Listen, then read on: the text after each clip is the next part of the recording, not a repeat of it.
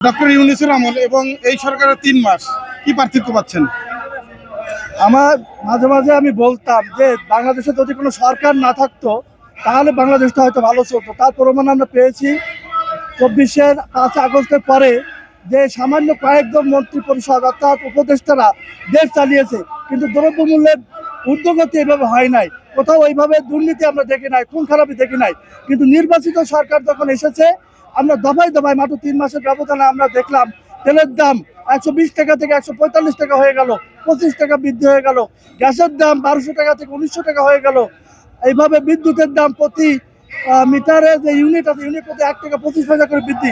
এই যে মূল্যবৃদ্ধি অস্বাভাবিক। আমার মনে হয় যে এই যে সরকার, বিএনপি সরকার দেশ চালাতে ব্যর্থ।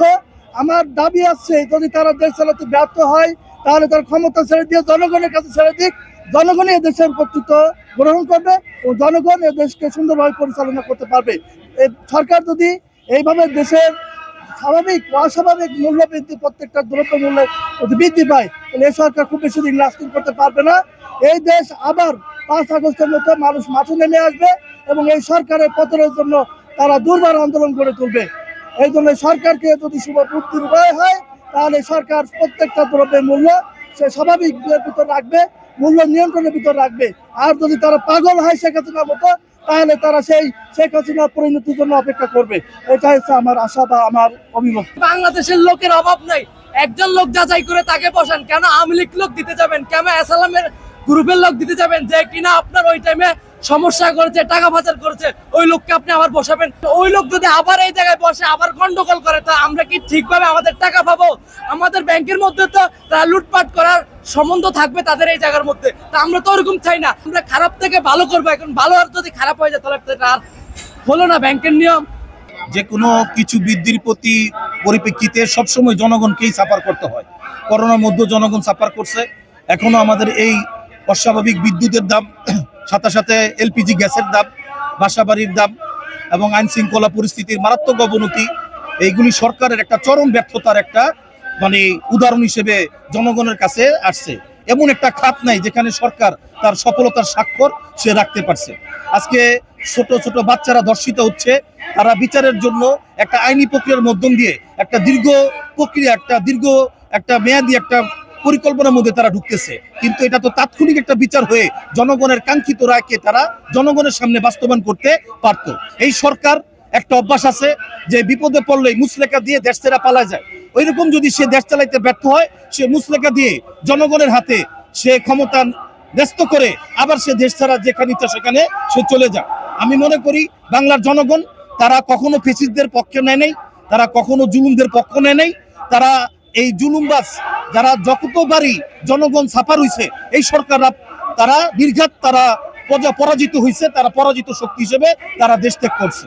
তো এই সরকারের প্রতিটা কর্মকাণ্ড, আইন শৃঙ্খলা বলেন, অর্থনীতি বলেন, বিচার ব্যবস্থা বলেন, সামাজিক রাষ্ট্রীয় যে কোনো সিদ্ধান্তই সে সব জায়গায় ব্যর্থতার পরিচয় সে দিছে। এমন কোন একটা খাত নাই, বাজার ব্যবস্থা নিয়ন্ত্রণ বলেন, ভোক্তা অধিকার আইন বলেন, সব জায়গায় সরকার তার ব্যর্থতার চরম সে তার উদাহরণ সে দৃষ্টান্ত সে রাখছে। তো জনগণ এখন এগুলি দেখতে দেখতে এগুলো আর সহ্য করতে চায় না। এখন তারা চায় ফ্যাসিস্টদের যে পরিণতি হয়েছে ওই পরিণতির দিকে যদি সরকার না যাইতে চায়, তারা এই জনগণের হাতে ক্ষমতা ত্যাগ করে জনগণকে যেন এই বাংলাদেশের জনগণের ভাগ্য নির্ধারণ করার দায়িত্ব তারা যদি দিতে পারে, তাহলে বাংলাদেশের জনগণই নির্ধারণ করবে যে আগামী পরবর্তী সরকার তারাই বাংলার হাল ধরে বাংলাদেশকে একটা কান্ডারি একটা নেতৃত্বের কান্ডারি কারা নির্বাচিত করবে। সেই নেতৃত্বের কান্ডারি যারা ইসলাম শরিয়া ভিত্তিক রাষ্ট্র পরিচালনা করে দেশকে একটা উন্নয়নশীল দেশের দিকে নিয়ে যাবে এবং এই দরিদ্রশীল দেশকে তারা একটা মধ্যমশীল না একটা উন্নতশীল দেশের কাতারে যারা এই শরিয়া আইনের মাধ্যমে দেশকে তারা নিয়ে যেতে পারবে। আমরা সবাই এই সরকারের কাছে এই ধরনের ব্যর্থতামূলক সরকার আমরা চাই না, যে সরকার সংসদে চুপচাপ করে সবকিছুকে সে অবলোকন করে কিন্তু তাৎক্ষণিক সিদ্ধান্ত নেওয়ার মতন ক্ষমতা যার থাকে না। আমরা মনে করি যদি এই বাংলাদেশের জনগণ যদি মনে করে যে না, যে আমরা ইসলামী শরিয়া ভিত্তিক সরকারের মাধ্যমে বাংলার জনগণকে একটা উন্নয়নমূলক এবং সুদূর প্রসারী সরকার আমরা উপহার দিতে পারবো, তাহলে এই সরকার যেন সেই সিদ্ধান্তকে সাধুবাদ জানিয়ে এই বাংলার জনগণের হাতে যেন এই ক্ষমতাকে ত্যাগ করে দিয়ে সেজন্য মুসলেকার মাধ্যমে দেশ ত্যাগ করে যেন এই জনগণকে যেন একটা শান্তির একটা আস্থার একটা জায়গায় যেন জনগণকে যেন নিয়ে যায়। আসসালামু আলাইকুম রহমতুল্লাহ। ভাই এই দেশের কত যে নিউজ চ্যানেল আছে, এই দেশের জনসংখ্যার অভাব নাই, কত জনসংখ্যা কত দল করে, কেউ আওয়ামী লীগ করে, কেউ বিএনপি করে, কেউ জামাত করে। এখন আমি আমার ইসলামী ব্যাংকে অ্যাকাউন্ট আছে দেখে আমি আসছি, এখন ওই জায়গায় জামাতের লোকও থাকতে পারে, তারও অ্যাকাউন্ট আছে অবশ্যই, সে আসছে।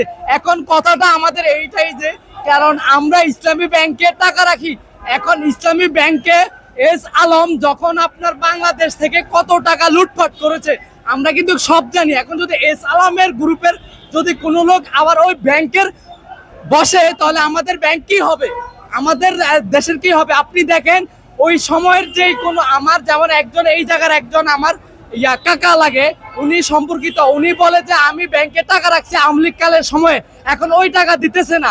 তো এখন আর আপনারা কেন কেন মানুষকে শুধু জামাত বলেন, এটাই আমার দাবি। তার কি দাড়ি, তার মাথায় টুপি, তার গায়ে পাঞ্জাবি দেখলে সে জামাত হয়ে যাবে? এটা কেমন কথা? এটা তো এরকম বাংলাদেশ আমরা চাই নাই। আমরা যেরকম স্বাধীনতা চাইছি ওরকম তো স্বাধীনতা হইতেছে না। এটা তো আমাদেরকে একদল আমাদেরকে ভুলবশত বুঝাইতেছে। তো আপনার ব্যাংক অ্যাকাউন্ট আছে দেখে আপনি আসছেন, আপনার ওকে ভালো লাগে না দেখে আপনার দাবি জানাইতেছেন, এটাই তো আমরা জানাইতেছি। ওই লোককে দেওয়া যাবে না।